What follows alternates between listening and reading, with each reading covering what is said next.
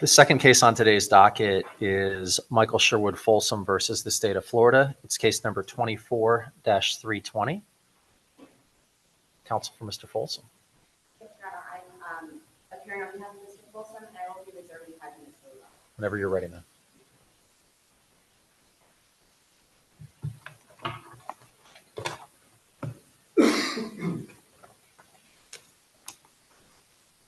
Chief Justice, Your Honors, and may it please the Court. My name is Adriana Corso, and I'm appearing on behalf of the appellant, Mr. Michael Folsom. Your Honors, the honest failure of a business is not a crime, and Mr. Folsom did not have the requisite criminal intent to be convicted of one. Therefore, the appellant respectfully requests this Court vacate Mr. Folsom's judgment and sentence and remand his case to the lower tribunal for the following reasons, which brings me to my first issue. The trial court fundamentally erred by failing to include the plain dictionary definition of the term wrongful application of construction funds in his jury definitions.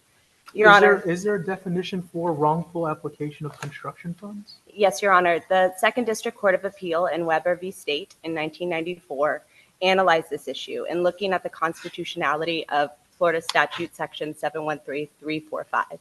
And in finding that statute constitutional, it looked at the plain definition of those terms, and it found that misapply is to apply wrongly, to misuse or spend without proper authority. Misapplication is the action of misapplying, a misuse or embezzlement of public money. And if that's the plain meaning, why couldn't the jury just determine that? Those don't seem like they're specific terms of art. Well, Your Honor, there's a few issues with that. First is that definition is not included in the statute, which is why in Weber, the Second District did need to look to the dictionary to, ascertain that definition.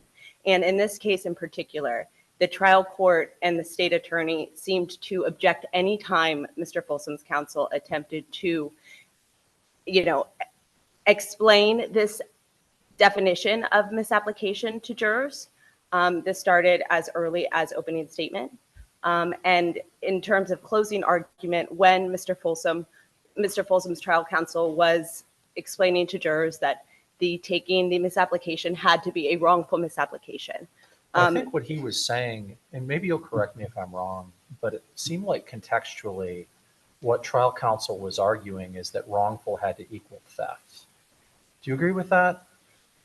No, Your Honor. Okay, so then let's explore that issue, because if the statute, and I'm looking under subsection 1 of the statute, if it talks about misapplication, and I think all the Weber court did was basically open a dictionary.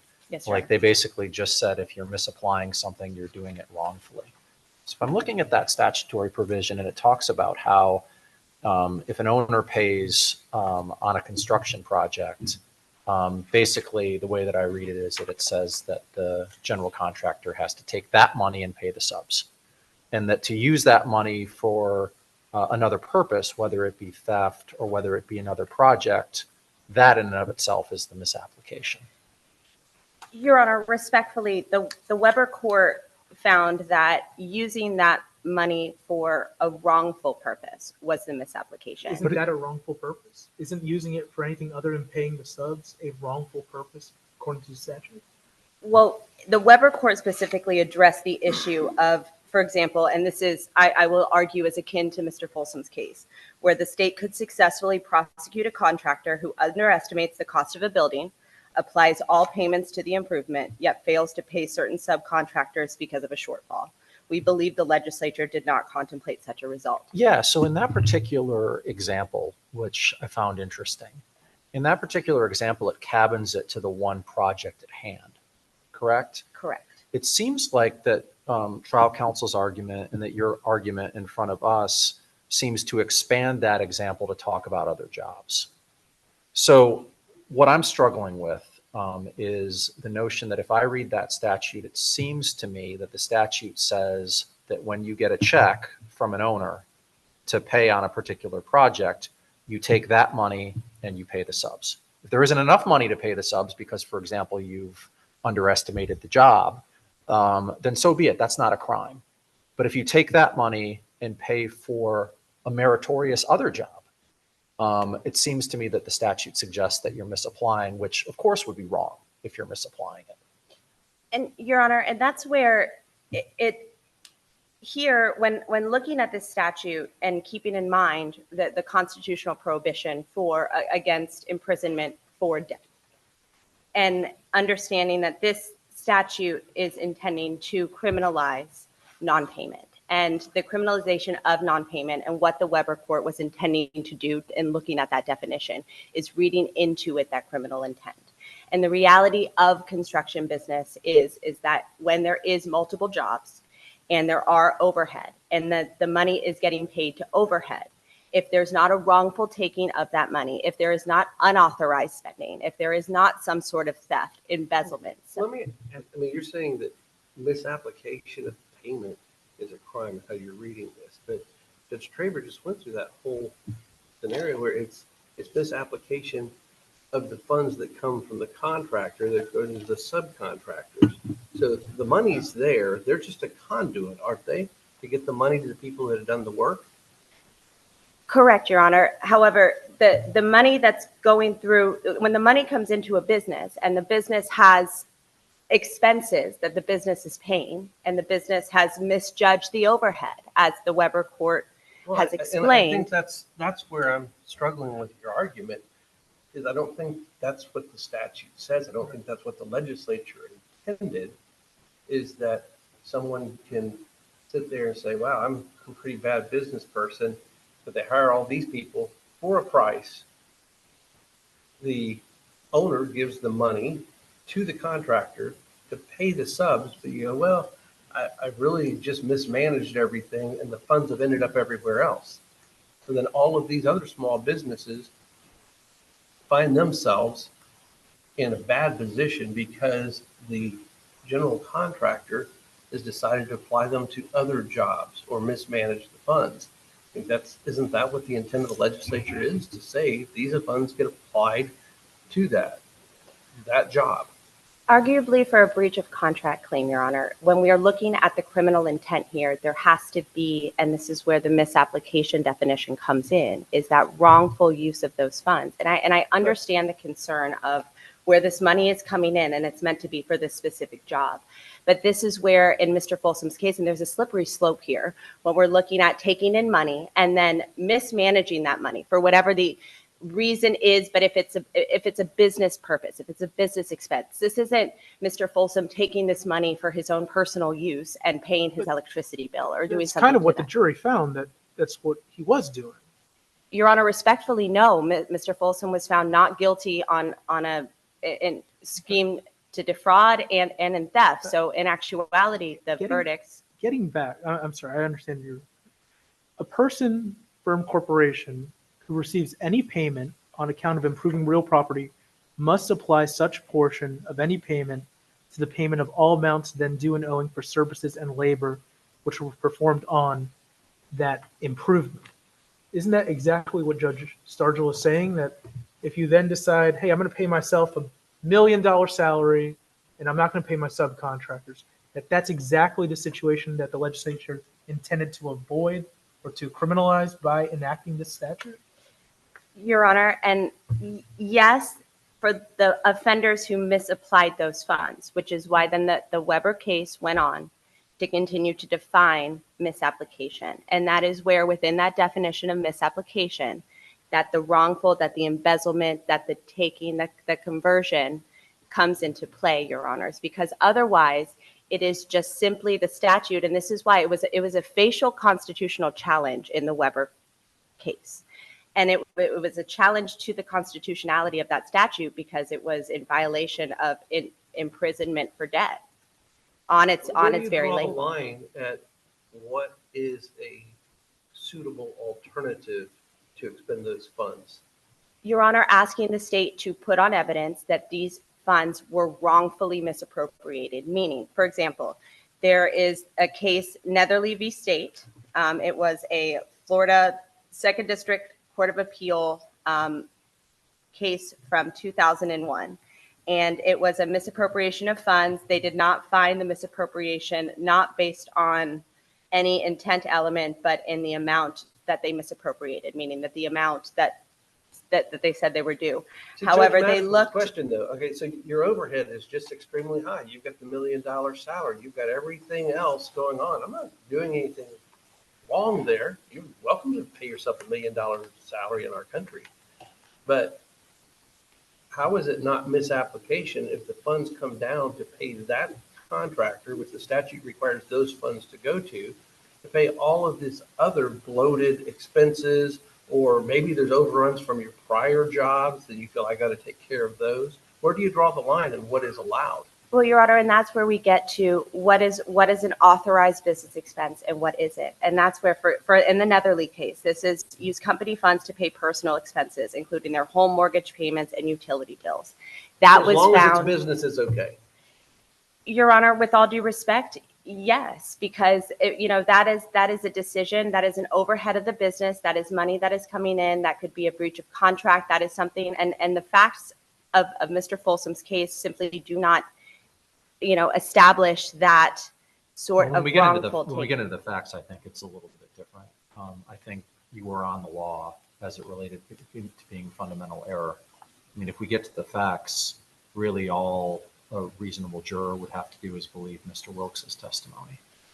Which, Your Honor, they did not, which is where the issue comes in terms of these charges of misapplication of construction funds. Are you suggesting that because of the jury's acquittal on count 7 that we can't look at Mr. Wilkes's testimony as competent substantial evidence to support the verdict in counts 1 through 6? No, Your Honor. In terms of counts 1 through 3 in the misapplication of construction funds, where there does need to be some showing some state evidence as in terms of the wrongful misapplication, which we have that definition from Weber, the jury's finding on count 7 and on the lesser included of theft does conflict with that. Those are inconsistent verdicts.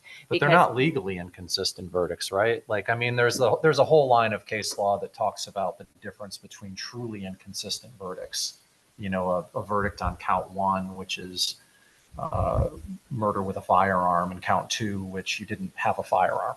This doesn't seem to me to be one of those legally inconsistent verdicts so much as the fact that the case law on what I think they call factually inconsistent verdicts is that juries have the ability to compromise, to make decisions that whatever it is that they want to make back in that room. I don't necessarily know, unless you can point me to a situation where this is truly legally inconsistent, where a not guilty on a scheme to defraud means that we have to read Mr. Wilkes's testimony in a certain way to support the verdicts in counts 1 through 3. Your Honor, and I give that count as an example as to where the state failed to put on the sufficient evidence to show the wrongful misapplication. So it's not necessarily that those findings need to negate the misapplications. It's more so that those verdicts show the lack of the state's evidence, because as I will, in the record site, I will in a moment provide to the court, it does not seem that either the state nor the court fully understood what needed to be shown regarding this wrongful application. For example, during the defense closing. You're claiming fundamental error. Correct, Your Honor. All right. And fundamental error means that the verdict would have been different had the error not been made. Definition of it? Yes, Your Honor. It is. Give me one moment. I apologize. That this was a contested and necessary element of the underlying offense, according to Reed v. State. And I will give you the exact definition in one moment. And it's an error in the offense of conviction and no claim that the evidence at trial was insufficient to support the conviction. That the error permeated the validity of the trial itself, and under the circumstances, a conviction could not have been obtained absent those errors. And that, again, that this was an element of the offense that was at issue, and that the evidence regarding this element was contested. And here the issue of misapplication was obviously contested, and the definition of misapplication was an issue that was not submitted to jurors. But the jury instruction that was given was, it contained the language that your underlying counsel wanted, right? Your Honor, it contained the knowing and intelligent. It contained the intent and knowing language. And Yes, so it's Your just Honor. a definition of the word misapplication that you think creates fundamental error, just not giving the definition of misapplication. Correct, Your Honor. That definition of misapplication is what the Second District Court of Appeal found to save the constitutionality of the But statute. that just, again, perhaps we're going in circles on it, but if that just came from the second DCA cracking a dictionary, how come the jurors in the case couldn't? The only reason we crack dictionaries is to figure out what common parlance meant at the time of the legislative enactment. And it's a good reason. It's not always perfect. But is there any reason that those jurors sitting back there couldn't crack their own mental dictionaries? There's nothing special, in other words, about misapplication. If I may, Your Honor, the conversation that was had in front of the jury, in the presence of the jury, with the state defense counsel and the judge is why this is especially concerning, especially in Mr. Folsom's case. During defense closing, the following statement was made. The state must show that these funds were used for a wrongful purpose. The state, objection, misstatement of the law. The court, sustained. The defense counsel, it's argument, judge. The court, well, I know it's argument, but you're stating that's the law, so sustain as to that. Defense counsel, and I apologize, I would argue to you that for the state to succeed here today, they're going to have to show that these funds were used for some wrongful purpose. The state, objection, this is a misstatement of the law and elements of that count. The court, as to that one, I think it's argument more than the statement of the law. It's not the law. Turns to the jury. Again, I caution you, the law comes from the bench. It does not come from the attorneys. You'll be told that. And Your Honors, because that misapplication definition was then not given to jurors, sent back with jurors based on this conversation, which is not the only time that this objection, specific objection, was sustained regarding misapplication. It does create a The fundamental second time it error. was overruled. No, Your Honor, it was never You overruled. said, I'll allow that one goes to argument. Isn't that what you just read to us? Well, I know it's argument. You're stating it as to the law, so sustained as to that. The second time? Right before he turned to the jury. Right before the judge turned to the jury. As to that one, I think it's argument more than the statement of the law. It's not the law. This is a misstatement of the law and the elements of that count. And then the defense attorney stated, it's not my intention to mislead you at all. And this is where, Your Honor, and the issue being is that the Do you question want of, to, and I'll let you finish up your point, but you're into your rebuttal time. Do you want to leave the last 3 minutes or do you want to? oh, yes, Your Honor, I would. Thank you, Your Honor. All right.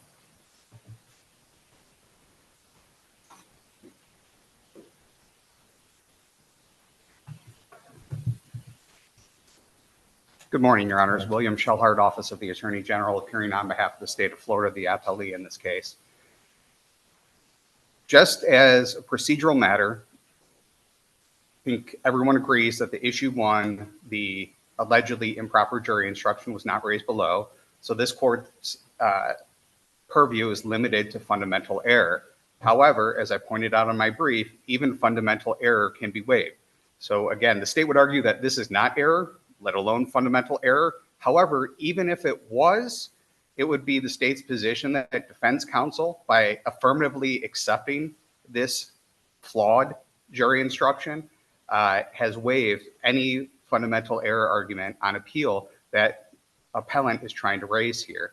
There were two separate charge conferences. He was not satisfied with the jury instruction as prepared by the prosecutor during the first charge conference, wanted that knowing and intentionally language inserted into the instruction, came back the next day for the part two of the charge conference, and then affirmatively agreed to it. This was not mere acquiescence, which does not constitute a waiver of fundamental error. This was affirmative acceptance. Counsel inserted, according to appellant, a poison pill into the jury instruction that now he wants you to find fundamental error in. And unfortunately, the law just doesn't allow that. You cannot do that type of action and then claim error on appellate relief. Is your position that invited error is anytime counsel participates in something that can be an error? Meaning, wouldn't that, by logical extension, if they fail to object, is that not invited error because I chose not to object? So I'm inviting, isn't invited error really they had to inject the actual mistake into the proceeding on I'll say on purpose. I don't know if that's required. I don't know whether it has to be on purpose or not. Again, we don't know what defense counsel's intentions were. We know that he wanted that knowing and intentionally language in there.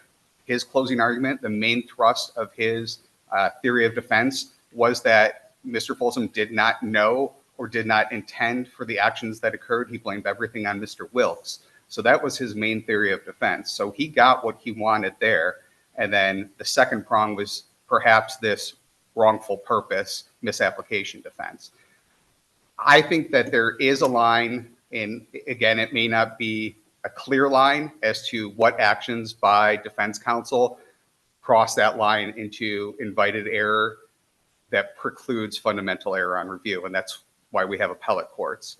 I know that mere acquiescence is enough. The Florida Supreme Court has said that, and it has to be affirmative acceptance. Here, the state would argue that by participating in the drafting of these jury instructions, by saying, I have a problem with this misapplication of construction funds jury application, I want this language put into it, and then the state makes that change, then he agrees to it, and then the argument on appeal is, hey, that instruction that even though I agreed to change and then they did change it, I still think that's fundamental error. I think that's a bridge too far for criminal defendants to claim on appeal, and it's not fundamentally fair, and that's why fundamental error can be waived in these types of cases. If we get past the waiver or invited error argument and we get down to fundamental error, Justice Straver, what you pointed out in the first case that was heard today. You guys have both given me a promotion, which I appreciate. It's okay. Eventually. No. Go ahead, though. The 6th DCA is unbound. It has not ruled on the constitutionality of the statute, what it means. Weber decision was from 1994. It was from the 2nd DCA. And I would argue, and I think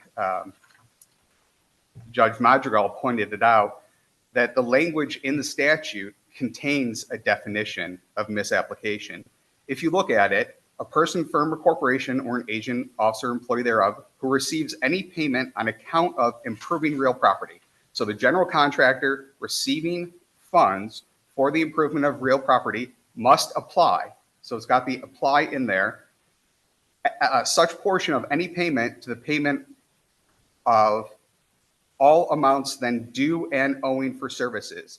So if, as in this case, Folsom Construction Management receives money from the Ruthvens, from the developer, at the time that they receive those funds, there is money then due and owing to the subcontractors. That's not in dispute. We know that from the pay applications. That was never Mr. Folsom's defense at trial. The money was due and owing specifically for work done at the 4000 North Columbia Road project. Let me play devil's advocate a little bit here. So is there any labor done on that improvement back at the office? Meaning accounting, management, isn't that labor done to improve that piece of real estate? And so doesn't that include some level of overhead? I think that's a far reach of what the statute intended. It said labor which were performed on or materials which were furnished for such improvement prior to receipt of the payment. So I think just the plain and ordinary meaning of those words, I would argue that it's material men and subcontractors that put up the walls, that laid the pipe, that installed the sprinkler systems. Couldn't they have put subcontractors or physical labor performed on instead of just labor? They didn't say overhead. So Sure. we know that. So they intended labor that is intended for the improvement of real property. I think an ordinary reading of that means that what's happening at the job site to improve that real property, the physical effort and physical materials that go into improving that real property. So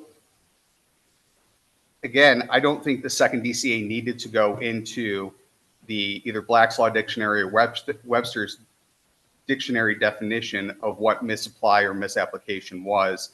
And what appellant is attempting to do by, and again, they go in and they create this term that says wrongful purpose, but they don't define what the wrongful purpose is in the Weber case.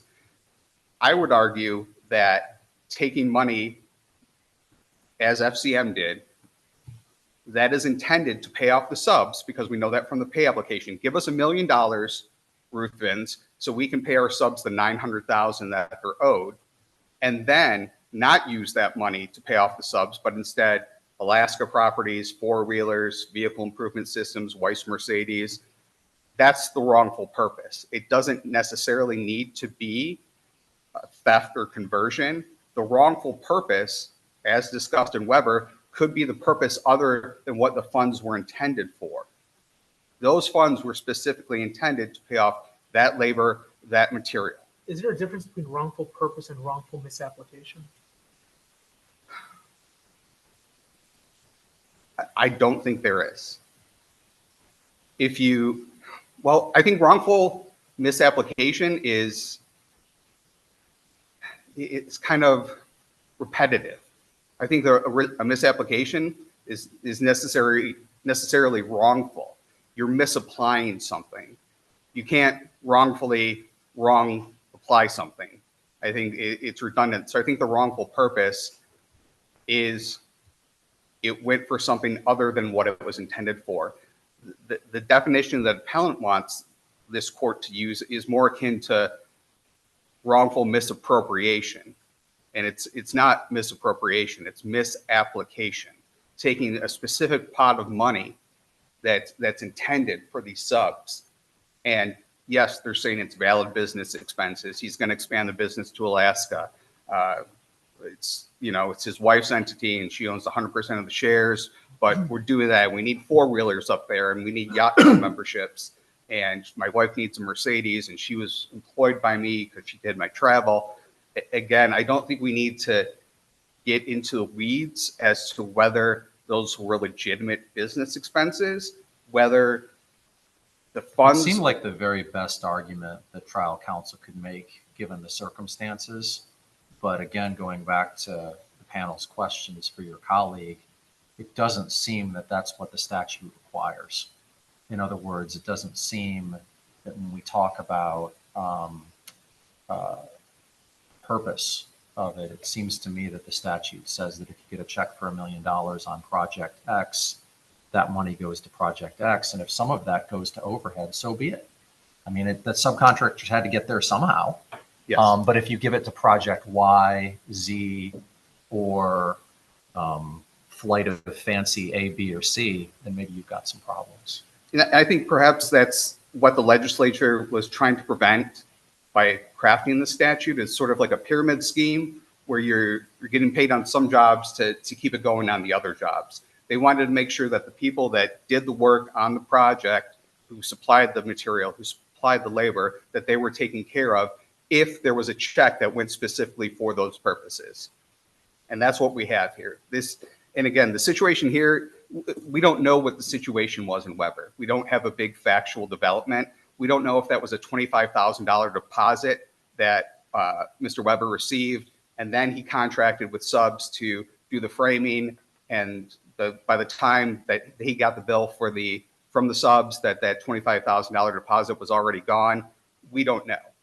But we do know in this situation here that based off of the pay applications, that there was a specific X amount dollar that he received from the Ruthvens, that FCM received from the Ruthvens, that was intended to pay the subs for the work done at the 4000 North Tonby Road project, and it didn't go there.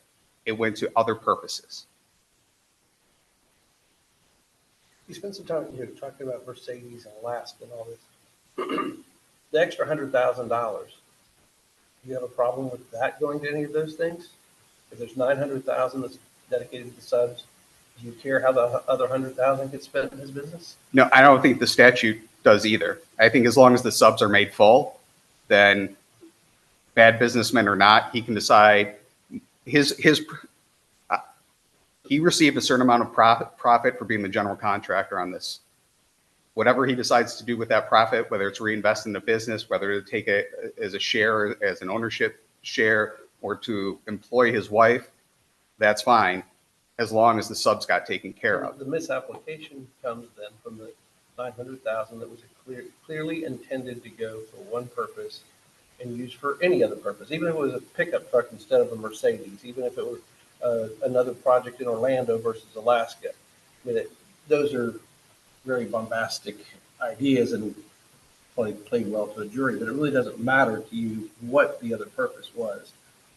It's the 900,000 that wasn't appropriated, correct? Yes. And if there are no further questions from this court, I will rely on my brief for the remaining issues and ask this court to affirm. Thank you.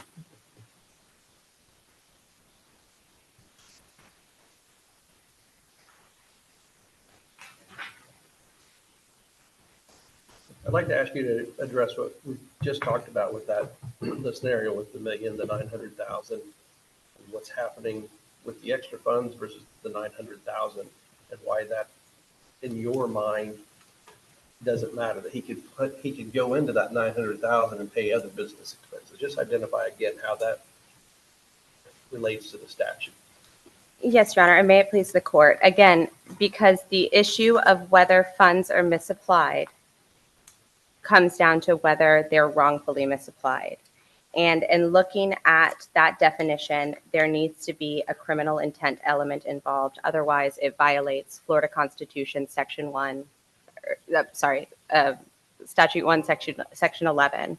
And in looking at the citation in Weber, while this court is not bound by sister courts, it is bound by the Florida Supreme Court and the Florida Constitution.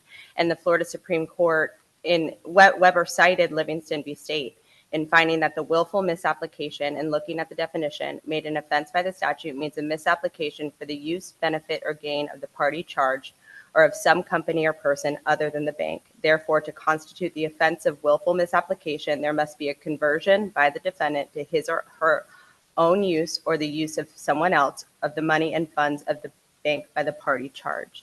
And that is why here, Your Honor, where these funds were used to cover already existing overhead and where Mr. Folsom did pay subcontractors, okay? And when realizing what occurred at the end of it and in going to Mr. Brandon Clark of the Ruthvens in early August, immediately after realizing what happened and attempting to reconcile the situation, this is not a situation that is a criminal issue. This was something that was a contractual issue. And in looking at additional case law in Frazier v. State, for example, a second DCA case, courts have held that the evidence in this case, if I'm not mistaken, was that he didn't pay them for several months. It wasn't a one-time, and they were signing documents, submitting them to the Ruthven. his CFO was signing them, Your Honor, and his CFO unexpectedly left in July of that year, Your Honor, July of 2019. And by August 8th of 2019, Mr. Folsom was already contacting Mr. Brandon Clark of the Ruthvens. When Mr. Wilkes left, the CFO of Folsom Construction, invoices were located in his desk, and that when they were inputted into the system, that did change the profit and loss. When Mr. Folsom was operating his company, was entering into loans, was doing all of these business deals, he was on the road 75 to 80% of the time. His job was soliciting more business, expanding, and when he realized that the numbers he was being provided, that the bank was being provided, was not what was actually happening in his company, he rectified that immediately. And that is why, Your Honor, in that second DCA case, Frazier v. State, broken promises of performance do not establish the requisite criminal intent to prove grand theft for the breach of performance occurs subsequent to the claim taking. And one more, Your Honor, You're over your time. Would you just like to finish that thought? Your Honor, if I may conclude here, the state did not put forth the requisite evidence of wrongful application because they were not required to do so by the trial court, which is evidence from the record. For the remaining claims, I would stand by all of the arguments and citations in the brief. Thank you, Your Honors. Thank you both for your presentation. We'll take the case under advisement and we'll be in recess until 10:30.